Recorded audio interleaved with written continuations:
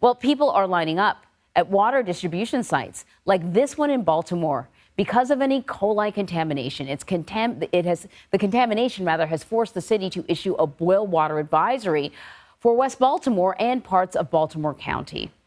So Mike Hellgren has been covering this story for us. He's an investigative reporter for CBS News Baltimore. Thanks for joining us, Mike. So it's been a day, but this is a big city that is not supposed to be having a problem like this. And I can only imagine how disruptive it is. And though we've known about it for a day, I don't know if we know how long it's been a problem. What's being done about this contamination? And do we know for how long there's been, E. coli growing in the water system? They don't know. I can tell you that they're flushing out the system. They're adding chlorine as a preventative measure. They're testing about 24 different sites in the city and in Baltimore County to see if there's any more E. coli. The E. coli was only an initial test, and the public was made aware of this on Monday. However, there are reports that the city first learned about it on Friday or Saturday. So there's a lot of concern that people were not notified right away when this happened.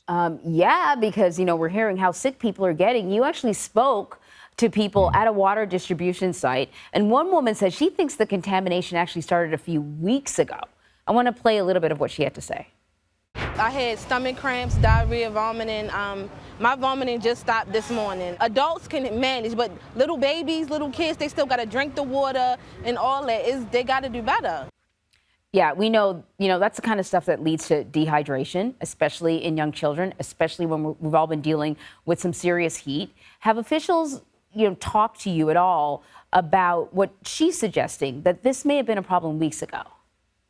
No, they haven't. And in fact, they didn't even hold a media briefing yesterday. So there are a lot of questions. All they'll say is that they're retesting and that you should keep boiling the water, and they put out instructions for how long to boil it, and they have a water distribution site, but it's limited to 3 gallons per household. And a lot of people like her have children. They say 3 gallons is just not enough. They're upset. She insists that she became sick from E. coli. She said she went to the doctor. The city has not provided any details about whether anyone has been confirmed to get sick because of this outbreak at this point. But they are telling people, keep boiling that water because we haven't found out where this leak is in the system or what's causing it, really. So we just said there's parts of the county and parts of Baltimore that are under this boil water advisory. Do we know how many people are impacted by this? More than 100,000. Now, in the initial area of concern, which is about a 50-block area of West Baltimore, there's some 1,500 homes and businesses. And then the Department of Public Works put out a map. They expanded that boil order into parts of Baltimore County and parts of Howard County that are hydraulically connected to the system in West Baltimore. So a large number of people, and also 2 different hospitals are impacted by this, and they're providing bottled water to their patients right now. So, you see this sort of contamination maybe in rural areas where there are farms or where there's runoff from, animal feces. Do we have any idea how E. coli got into this system? They don't.